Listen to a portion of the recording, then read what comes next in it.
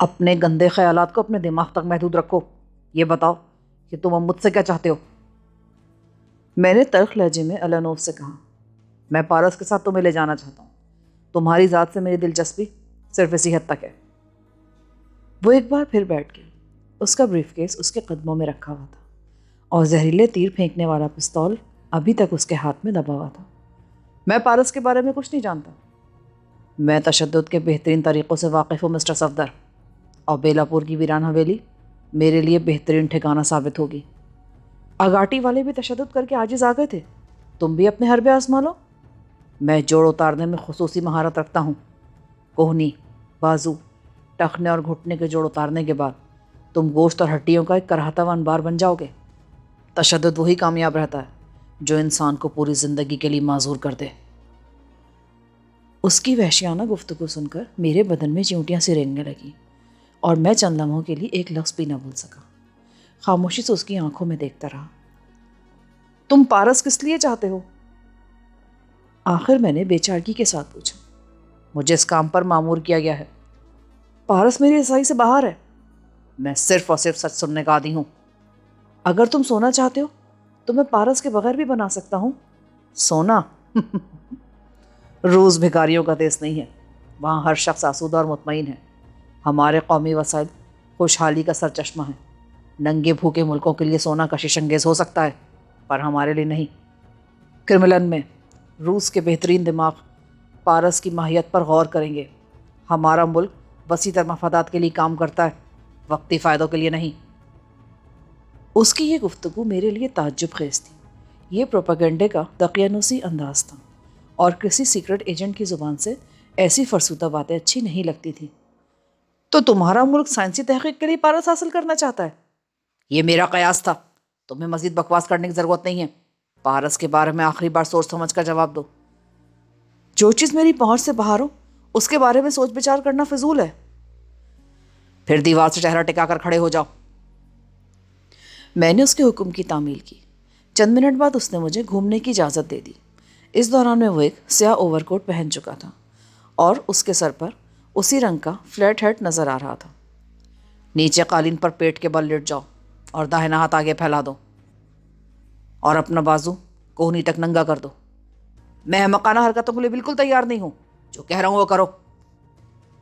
میں دل ہی دل میں اسے بے تحاشا گالیاں بکتا ہوا قالین پر پیٹ کے بل لیٹ گیا اور داہنا ہاتھ پوری طرح آگے کی طرف بڑھا دیا۔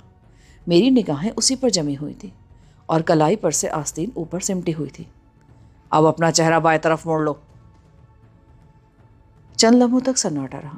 میرا خیال تھا وہ مجھے کسی ترکیب سے بے ہوش کرنے کی فکر میں ہے، مگر اچانک ہی مجھے اپنی پوری کلائی کے اوپری حصے پر کسی دھات کا سرد لمس محسوس ہوا اور ایک کڑا میری کلائی کے گرد محیط ہو گیا۔ اسی لمحے مجھے اپنی کلائی پر الانوف کے ہاتھ تیزی سے حرکت کرتے محسوس ہوئے۔ میرے لیے یہ مہلت غنیمت تھی۔ اس وقت میرے مقابلے میں وہ خود بھی نہتہ ہو چکا تھا۔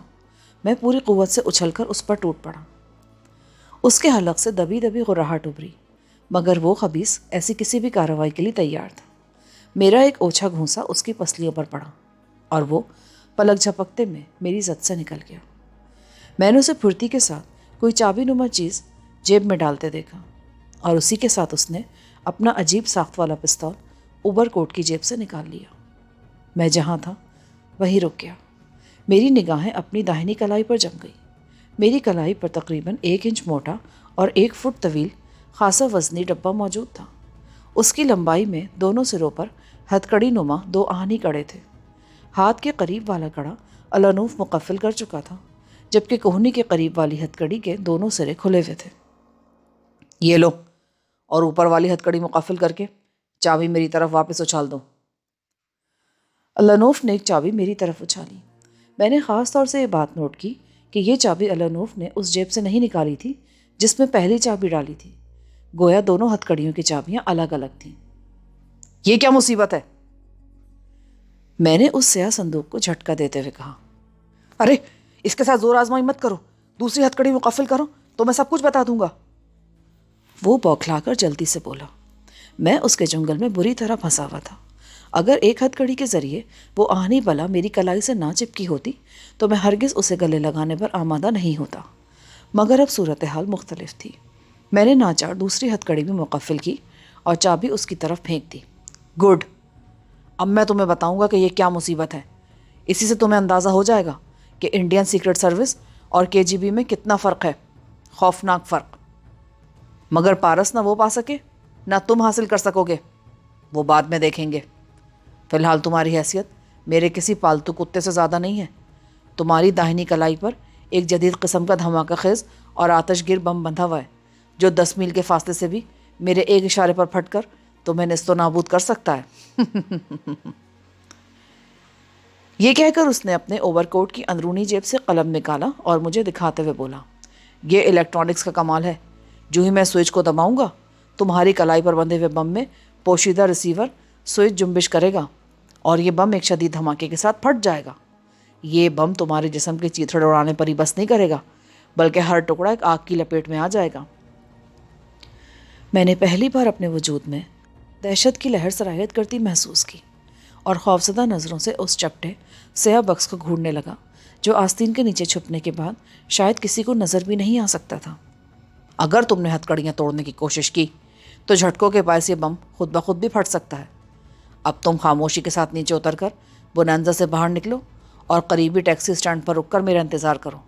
اگر تم نے راستے میں کسی سے بات کرنے کی کوشش کی یا بھاگنا چاہا تو یہ یاد رکھنا کہ میں جانی نقصان کی پرواہ کیے بغیر سوئچ دبا دوں گا۔ میں ہر لمحہ پیچھے رہ کر تمہاری نگرانی کروں گا۔ اس وقت میرے دل کی رفتار سست ہو چلی تھی، مگر میں نے ہمت کا مظاہرہ کرتے ہوئے کہا، ان شعبوں سے مجھے مروب کرنے کی کوشش مت کرو۔ میں جانتا ہوں یہ سب کیا ہے۔ اچھی بات ہے۔ مجھے اچھی طرح بے بس کرنے کے بعد اس کا موڈ بہت زیادہ خوشگوار ہو گیا تھا۔ عقل مندوں کو شکار کر کے مجھے ہمیشہ خوشی ہوتی ہے مسٹر صفدر۔ شاید تم نے بونانزا کو اسی لیے ٹھکانہ بنایا ہے کہ یہاں سے بیلاپور کا فاصلہ 10 میل سے کم ہے۔ میں نے اسے کریدنے کی نیت سے کہا۔ میں چاہتا تھا کہ الانوف سے الگ ہونے سے قبل اس محیط خطرے کے بارے میں زیادہ سے زیادہ معلومات حاصل کر لوں تاکہ ٹیکسی اسٹینڈ تک جاتے ہوئے میں اپنے لیے کوئی محفوظ لائے حمل مرتب کر سکوں۔ اس نے میری بات کا کوئی جواب نہیں دیا اور مجھے کور کیے ہوئے راہداری سے نکل آیا۔ کمرے کا خودکار دروازہ ہمارے پیچھے مقفل ہو گیا۔ میں اس کے ہمراہ لفٹ کے بجائے سیڑھیوں سے نیچے اترا۔ الانوف میرے ہمراہ لوگوں کی نظروں میں آنے سے بچ رہا تھا۔ پہلی منزل پر وہ مجھ سے دانستہ کافی پیچھے رہ گیا۔ رات کے 2 بج رہے تھے مگر بونانزا میں زندگی کے ہنگامے عروج پر تھے۔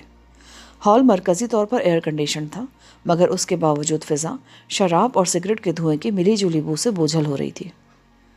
میں براہ راست راداری سے باہر نکلنے کے بجائے محض اس لیے ہال میں گھسا تھا کہ شاید اوشا نظر آ جائے یا اس کی کوئی سہیلی مجھے پہچان لے۔ اس طرح کم از کم رامانند کو یہ ضرور معلوم ہو سکتا تھا کہ گمشدگی سے پہلے میں آخری بار بونانزا میں موجود تھا، مگر میری یہ امید باراور ثابت نہ ہو سکی۔ بونانزا سے نکلتے ہی رات کی ویران اور سرد ہواؤں نے میرا استقبال کیا۔ فٹ پاتھ پر مجھے عقب میں کوئی آہٹ سنائی نہیں دے رہی تھی۔ میں نے مڑ کر دیکھا تو الانوف 10-15 گز پیچھے بے آواز قدموں سے چلا آ رہا تھا۔ شاید اس کے پیروں میں گریپ سول کے جوتے تھے۔ چلتے چلتے مجھے ایک جگہ بجری اور پتھروں کا ڈھیر نظر آیا۔ فٹ پاتھ کے کنارے یہ چیزیں ایک زیر تعمیر عمارت کے سامنے ڈھیر تھی۔ میں اچانک کرہا کر لڑکھڑایا جیسے مجھے ٹھوکر لگی ہو، اور جب میں سنبھل کر سیدھا ہوا تو میری مٹھی میں چند پتھر موجود تھے۔ میں نے ٹٹول کر ایک چھوٹا سا گول مٹول پتھر اپنی جیب میں ڈال لیا اور پھرتی سے مٹھی خالی کر دی۔ میرے تعاقب میں چند منٹ بعد الانوف بھی وہاں پہنچا۔ مجھے دیکھ کر وہاں موجود ٹیکسی ڈرائیور نے ذرا بھی توجہ نہیں دی تھی، مگر الانوف کو دیکھتے ہی 3-4 ٹیکسی ڈرائیورز گاڑیوں سے نکل کر اس کی طرف لپکے اور ٹوٹی پھوٹی مذائقہ خیز انگریزی میں اسے ان آبرو باختہ لڑکیوں کے بارے میں سمجھانے لگے جن کی وہ دلالی کرتے تھے، مگر الانوف نے خشک رویہ اختیار کر رکھا تھا۔ 50 روپے کمیشن دوں گا، اسے میری گاڑی پر لے چل بابو۔ الانوف کو پگھلتے نہ دیکھ کر ایک ٹیکسی ڈرائیور نے میرے قریب آ کر اردو میں کہا۔ اسی وقت الانوف نے میرا ہاتھ تھاما اور تیزی کے ساتھ ایک ٹیکسی میں جا گھسا۔ میں بھی عقبی نشست پر اس کے پہلو میں بیٹھ گیا۔ ڈرائیور نے انتہائی ادب کے ساتھ دروازہ بند کیا اور انجن اسٹارٹ کر دیا۔ دوسرے ڈرائیورز موٹی مرغی ہاتھ سے نکلنے پر کافی افسوس ملتے رہ گئے اور ہماری ٹیکسی نیم تاریک اسٹینڈ سے نکل کر بمبئی کی جگمگاتی لیکن ویران سڑکوں پر دوڑنے لگی۔ اسے بتاؤ کہ ہمیں بیلاپور جانا ہے۔ الانوف نے مجھ سے انگریزی میں کہا۔ اچانک میرے ذہن میں ایک اچھوتی تدبیر گھوم گئی۔ الانوف نے مجھے اپنا مترجم بنا کر نجات کی ایک راہ سجھاتی تھی۔ میں ڈرائیور کو اپنے اعتماد میں لے سکتا تھا، مگر الانوف بھی نرا احمق نہیں تھا۔ میرے فکرے میں بیلاپور کا نام نہ آنے پر وہ ہوشیار ہو سکتا تھا۔ ڈرائیور، میری بات پر چونکنے کی ضرورت نہیں ہے، میں نے دھڑکتے دل کے ساتھ اردو میں کہا۔ یہ مجھے بیلاپور لے جا کر قید کرنا چاہتا ہے۔ میں نے کنکھیوں سے دیکھا کہ الانوف پوری توجہ سے میری طرف دیکھ رہا تھا اور میری زبان سے بیلاپور کا نام سن کر مطمئن ہو گیا تھا۔ وہ ڈرائیور میری توقع سے زیادہ ہوشیار نکلا اور ذرا بھی حیرت کا اظہار کیے بغیر سکون سے بولا، کیا چوری چکاری کا معاملہ ہے؟ اب الانوف چونک سکتا تھا، لہٰذا میں انگریزی میں اس سے مخاطب ہو گیا۔ دراصل یہ ڈرائیور کہہ رہا ہے کہ اس کے پاس 3 زبردست لڑکیاں موجود ہیں۔ اس کتے کے بچے کو بولو کہ لڑکیوں کو ڈالے جہنم میں اسے میٹر سے 10 روپے زائد ادا کروں گا۔ الانوف غصیلے لہجے میں بولا، چوری نہیں، چرس کا معاملہ ہے۔ میں اس بار ڈرائیور سے مخاطب تھا۔ تم اسے ہوشیار ہونے کا موقع دیے بغیر زیر کر سکو تو 2000 نقد دوں گا۔ اوہ، اس رقم کے لیے تو میں اس کا گلا بھی کاٹ سکتا ہوں۔ یہ بمبئی کے ڈرائیور کا اصل روپ تھا۔ یہ حیران کیوں ہوا تھا؟ چند لمحوں بعد الانوف نے پوچھا۔ میں نے اسے بتایا ہے کہ ہم نے بیلاپور میں پہلے سے 2 لڑکیوں کا انتظام کیا ہوا ہے۔ الانوف صورتحال سے مطمئن ہو گیا اور میں بے چینی سے کسی ہنگامے کے آغاز کا انتظار کرنے لگا۔ میرے اعصاب پر تناؤ طاری ہونے لگا تھا، کیونکہ ڈرائیور کی ذرا سی کوتاہی میری ہلاکت کا سبب بن سکتی تھی۔ اگر الانوف کو شک ہو جاتا تو وہ لمحے بھر میں میرے بدن کے چیتھڑے اڑا سکتا تھا۔ اس بھیانک موت کا تصور کرتے ہی ٹھنڈ کے باوجود میری پیشانی سے پسینے کی بوندیں پھوٹنے لگیں۔ چلتے چلتے گاڑی نے اچانک جھٹکے لینے شروع کر دیے اور ڈرائیور قدرے بلند آواز میں کچھ بڑبڑاتے ہوئے بے چینی کا اظہار کرنے لگا۔ کیا ہوا؟ الانوف نے اس کی طرف جھک کر غصیلی انگریزی میں براہ راست پوچھا۔ یہ بات ڈرائیور کی سمجھ میں آ گئی اور اس نے ہاتھ کا منفی اشارہ کرتے ہوئے کہا، پیٹرول ختم۔ اسی کے ساتھ اس نے گاڑی کو بند کر دیا اور اس کا گیئر نیوٹرل کر دیا۔ گاڑی اپنے زور میں سڑک پر بے آواز چلتی رہی اور جب رفتار کا زور ٹوٹا تو ڈرائیور نے ٹیکسی سڑک سے نیچے اتار کر بریک لگا دیے اور پھرتی سے نیچے اتر گیا۔ میرا دل اچھل کر حلق میں آ گیا۔ ڈرائیور کی کارروائی کا آغاز ہو چکا تھا اور اب چند ہی ثانیوں میں میری قسمت کا فیصلہ ہونے والا تھا۔ میں ڈرائیور کے پیچھے بیٹھا ہوا تھا، لہٰذا دروازہ کھول کر اسی کے سمت میں اترا۔ ہینڈز اپ! باہر نکلتے ہی میرے کانوں میں ڈرائیور کی کرخت آواز گونجی۔ میں نے چونک کر سر اٹھایا تو چھوٹے بور کا ایک ریوالور کا دہانہ میری طرف اٹھا ہوا تھا۔ ڈرائیور کی توجہ پوری طرح مجھ پر مرکوز تھی۔ الانوف کو وہ وقتی طور پر بھولا ہوا نظر آ رہا تھا، کیونکہ الانوف نے گاڑی سے اترتے ہوئے جو ہی ڈرائیور کی للکار سنی وہ ٹیکسی کی اوٹ میں لپک گیا اور ڈرائیور نے بھی اس کو نظر انداز کر دیا۔ یہ کیا مذاق ہے؟ جیبوں میں جتنی رقم ہے میرے حوالے کر دو۔ ابھی میں گورے کو تمہاری سازشی پیشکش کے بارے میں بتاؤں گا نا تو وہ بھی مجھے بھاری انعام دے گا۔ ایسا بڑا شکار تو بھگوان قسمت والے کو دیتا ہے۔ چل خالی کر اپنی جیبیں۔ میرے پاس؟ میں نے غصے میں چیخنا ہی چاہا تھا کہ ڈرائیور کے منہ سے ہلکی سی سسکاری نکلی اور وہ کسی بے جان شہتیر کی طرح زمین پر ڈھیر ہو گیا۔ میں اسے دبوچنے کے لیے آگے لپکا، مگر اسی وقت ٹیکسی کے عقب سے الانوف کی سرد آواز آئی، وہ مر چکا ہے۔ یہ سن کر میں تیزی سے گھوما تو الانوف میری طرف آ رہا تھا۔ اس کے ہاتھ میں وہی کھلونے نما پستول دبا ہوا تھا جو زہریلے تیر برساتا تھا۔ میں نے دل ہی دل میں اطمینان کا سانس لیا کہ میرا بھانڈا پھوٹنے سے قبل ہی الانوف نے اس لالچی کا کام تمام کر دیا تھا۔ بمبئی ٹھگوں کا شہر ہے، مجھے یقین ہے پیٹرول ختم نہیں ہوا ہوگا۔ وہ بار بار کلچ دبا کر گاڑی کو جھٹکے دے رہا تھا۔ ویران سڑک دیکھ کر اس نے ہمیں لوٹنے کا منصوبہ بنا لیا ہوگا۔ ڈرائیور کی لاش کو ٹکی میں ٹھونستے ہوئے الانوف بولا۔ میں نے لاش کے دونوں پیر تھامے ہوئے تھے۔ الانوف نے اسے بغلوں میں ہاتھ دے کر اٹھایا ہوا تھا۔ اچانک میری نظر ڈکی میں پڑے ہوئے جیک کے آہنی ہینڈل پر پڑی اور میں نے لاش کو پوری قوت سے الانوف کی طرف دھکیلا اور لپک کر آہنی سلاخ اٹھا لی۔ میری یہ حرکت نہایت غیر متوقع تھی۔ الانوف لاش کا وزن نہ سہار سکا اور بے تحاشا گالیاں بکتا ہوا لاش کے نیچے دبا زمین پر ڈھیر ہو گیا۔ ابھی وہ سنبھلنے بھی نہ پایا تھا کہ میں نے پوری قوت سے آہنی سلاخ اس کے سر پہ رسید کی۔ وہ ایک چیخ مار کر وہیں ڈھیر ہو گیا۔ میں نے پھرتی سے الانوف کی جامع تلاشی لی اور سارا سامان اپنی جیبوں میں منتقل کر لیا۔ اس میں زہریلے تیر برسانے والا پستول بھی تھا۔ میرے داہنے ہاتھ پر بندھے ہوئے الیکٹرانک ڈیٹونیٹر کی چابیاں بھی تھیں اور اس بم کا کنٹرول سوئچ بھی۔ میں نے سب سے پہلے پوری احتیاط سے اپنی داہنی کلائی کی ہتھکڑیاں کھول کر وہ مہلک بلا اتاری اور اسے ٹیکسی کی ڈرائیونگ سیٹ تلے رکھ دیا۔ پھر میں نے باری باری دونوں لاشیں ٹیکسی کی نشست پر ڈالیں اور الانوف کا بریف کیس لے کر واپس دوڑ پڑا۔ چلنے سے پہلے میں نے آہنی سلاخ ڈکی میں ڈال دی، مگر میں نے یہ نہیں دیکھا کہ الانوف زندہ ہے یا مر گیا۔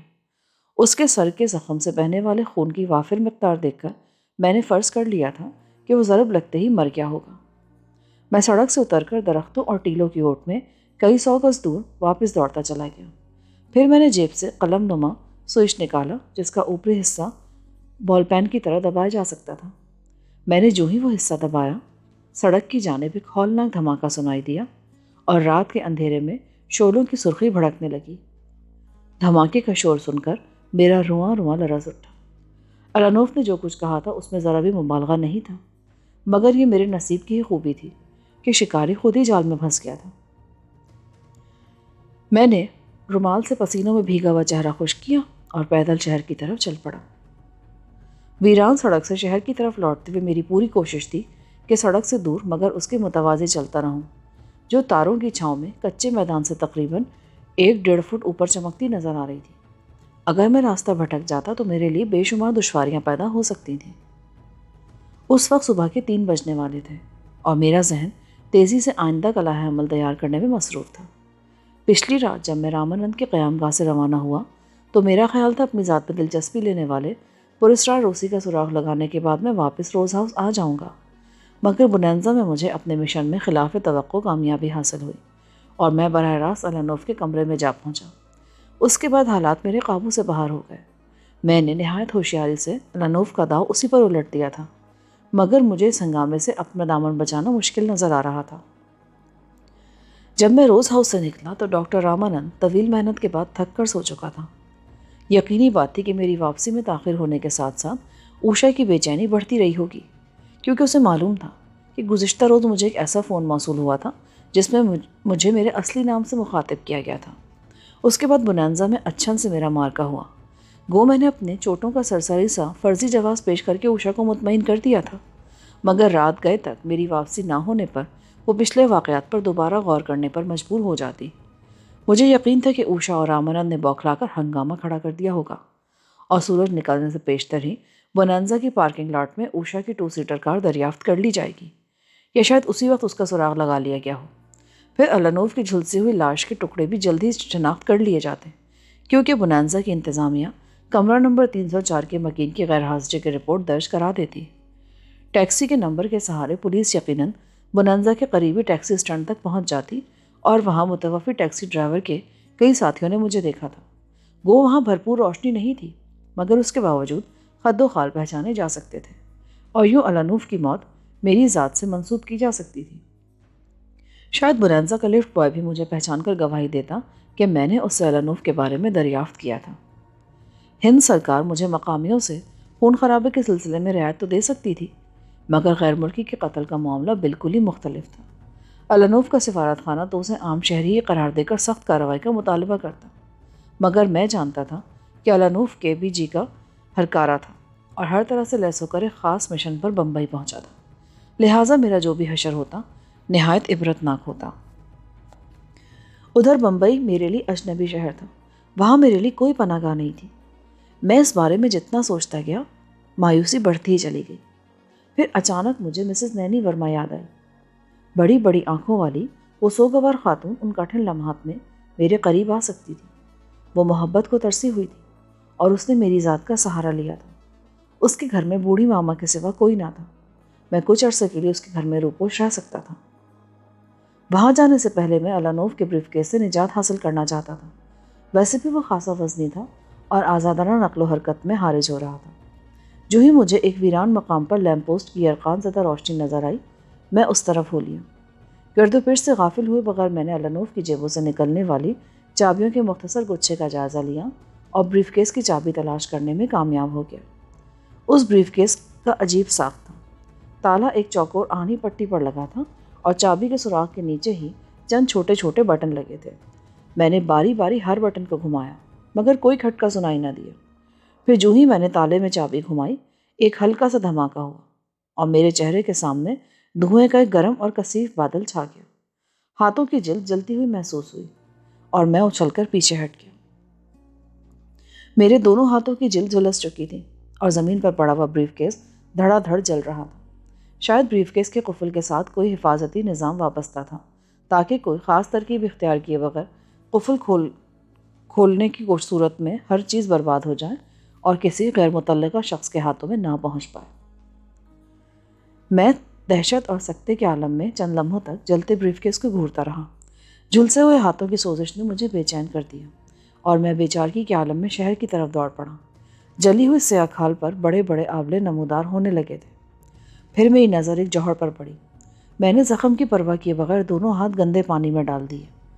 یہ ترکیب کارگر رہی اور زخموں کی ناقابل برداشت اذیت میں خاصی کمی واقع ہو گئی، مگر چند منٹ بعد جو ہی میں نے ہاتھ باہر نکالے تکلیف کے مارے میری آنکھوں میں آنسو آ گئے۔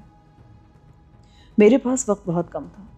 میں نے دونوں ہاتھ جوہر کے کناروں پر پھیلی ہوئی دلدلی کیچڑ میں ڈال دیے اور زخموں کو تازہ کیچڑ میں چھپا کر ہاتھ باہر نکال لیے۔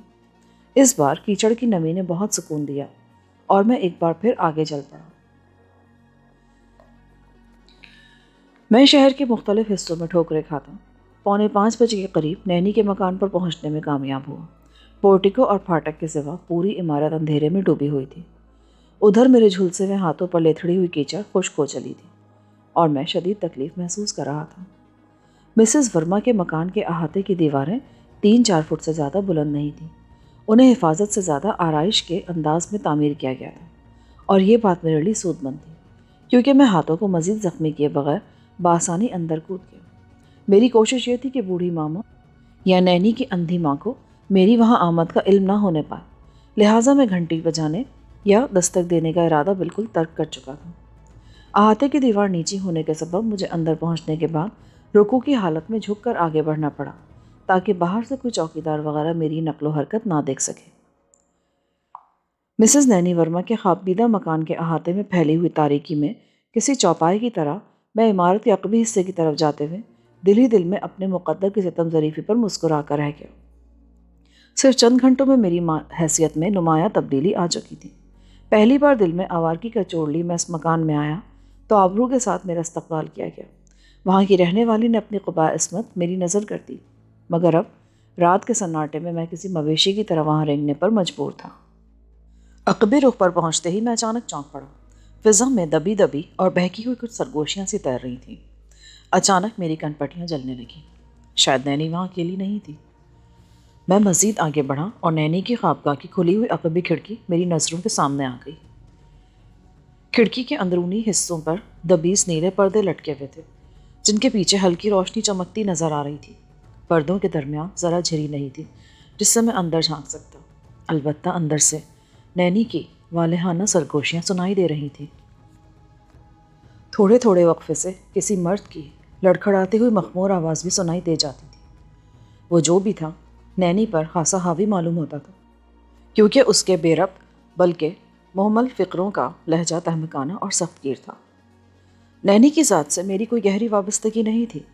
میری اور اس کی ملاقات ایسی تھی جیسے دو مختلف راستوں کے مسافر اتفاقاً چند لمحوں کے لیے کسی چوراہے پر مل جائیں، مگر نینی کی خوابگاہ میں اپنے بجائے کسی اور جیتے جاگتے مرد کو موجود پا کر میرے وجود میں اچانک نفرت اور انتقام کا جوالا مکھی بھڑک اٹھا۔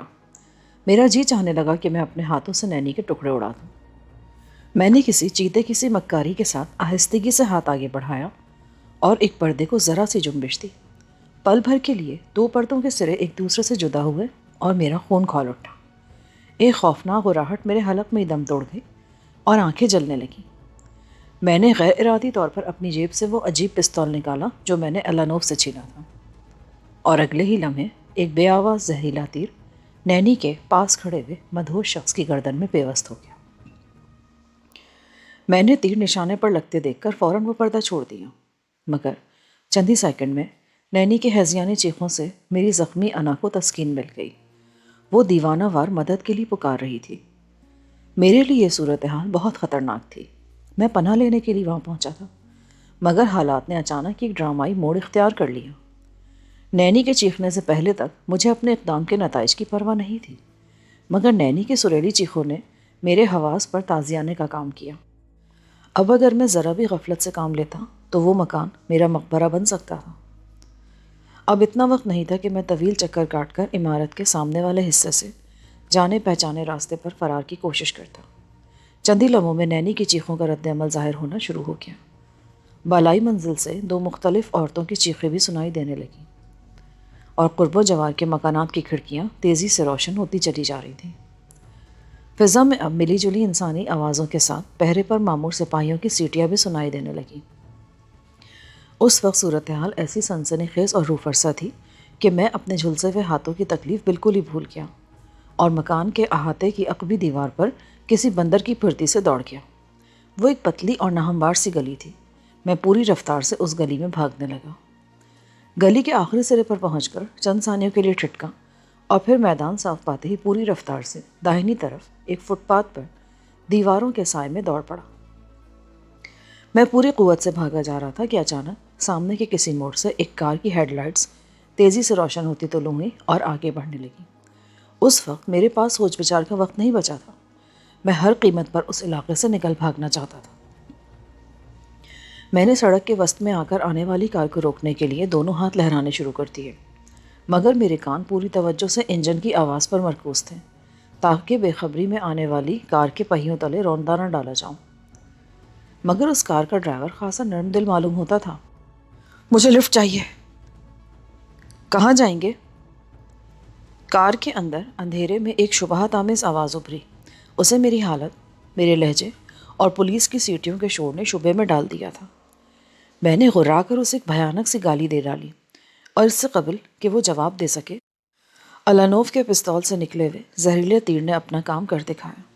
وہ اسٹیئرنگ وہیل پر بیٹھے بیٹھے ہی مٹی کے کسی بے جان پتلے کی طرح پائیدان پر ڈھلک گیا۔ گاڑی گیئر میں تھی، لہٰذا اس نے آگے کی طرف ایک جھٹکا لگایا اور اس کا انجن بند ہو گیا۔ اس وقت صحیح معنوں میں مجھ پر خون سوار تھا۔ میں اپنی ہر تکلیف کو فراموش کر بیٹھا تھا۔ میں نے اس کو ایک طرف دھکیلا اور خود ڈرائیونگ سیٹ سنبھال لی، ساتھ ہی انجن اسٹارٹ کر دیا۔ میں آندھی بن کر اس خطرناک علاقے سے روانہ ہوا۔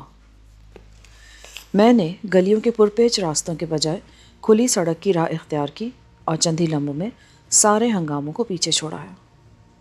مگر اس وقت دہشت سے میرے رونگٹے کھڑے ہو گئے جب میں نے اپنے پیچھے ایک پولیس کار کا تیز سائرن سنا۔ بے اختیار میری نگاہیں عقب نما آئینے پر گئیں، اور مجھے ایک کار تیزی سے قریب آتی نظر آئی، جس کی چھت پر سرخ روشنی تیزی سے جل بجھ رہی تھی۔ اس وقت میری کار کی رفتار 55 میل فی گھنٹہ تھی۔ میں نے ایکسیلیٹر پر پاؤں کا دباؤ بڑھا دیا اور پائیدان پیڈل سے جا لگا۔ اب کار 70 میل کی رفتار سے دوڑ رہی تھی۔ رفتار بڑھانے کے بعد میرے اور پولیس کار کے درمیان مستقل فاصلہ قائم ہو گیا، جو بظاہر خاصا محفوظ تھا، مگر رائفل کے لیے بالکل بے حقیقت۔ میں نے کار کے فیول میٹر پر نظر ڈالی تو سوئی کی پوزیشن سے پتہ چلا کہ ٹنکی پوری بھری ہوئی ہے، اور میں اس مارکے کو کئی گھنٹوں تک طول دے سکتا ہوں۔ اگر اس گاڑی میں میرے ساتھ ایک اکڑی ہوئی لاش نہ ہوتی تو شاید میں رک کر پولیس پارٹی کو مطمئن کرنے کی کوشش کرتا، مگر موجودہ حالات میں یہ اقدام خودکشی کے مترادف تھا۔ پھر وہی ہوا جس کا مجھے ڈر تھا۔ فضا رائفل کے ہولناک دھماکے سے لرز اٹھی، مگر فائر خطا ہو گیا۔ میں نے تیزی کے ساتھ گاڑی کو لہرانا شروع کر دیا۔ چند لمحوں تک سکوت رہا، پھر ایک اور فائر ہوا اور کار کا عقبی شیشہ چور چور ہو گیا۔ گولی اسے توڑ کر ونڈ شیلڈ کے پار نکل گئی، اور مجھے اس کی طرف دیکھنا مشکل ہو گیا۔ جس طرف گولی لگی تھی وہاں ایک سوراخ ہو گیا تھا، اور پورا شیشہ اس بری طرح چٹک گیا تھا کہ ڈرائیونگ ناممکن ہو گئی تھی۔ میں نے بریک لگانے کا ارادہ کیا ہی تھا کہ اچانک کار کو ایک شدید جھٹکا لگا۔ میں اچھل کر چھت سے ٹکرایا۔ اسی وقت ایک پرشور دھماکے اور اعصاب شکن جھٹکے سے کار رک گئی۔ میں بدحواسی کے عالم میں دروازہ کھول کر باہر کودا۔ کار ایک چوراہے پر چڑھ کر الیکٹرک پول سے اس طرح ٹکرائی تھی کہ پول زمین پر آ گرا تھا۔ غنیمت یہ ہوا کہ بجلی کے تار گاڑی پر نہیں گرے تھے، مگر میں گاڑی سے کود کر اندھا دھند ایک طرف بھاگا تو سامنے ہی بجلی کے تار گرے نظر آئے۔ میں پوری احتیاط سے ان پر سے کود کر آگے دوڑ پڑا۔ پولیس کار اب بہت قریب آ چکی تھی۔ مجھے بھاگتے دیکھ کر ایک آوارہ کتا ہڑبڑا کر بھونکنے لگا، اور پھر بے شمار آوارہ کتے بھونکتے ہوئے اپنے مسکنوں سے باہر نکل آئے اور جلوس کی صورت میں میرے ساتھ ساتھ دوڑنے لگے۔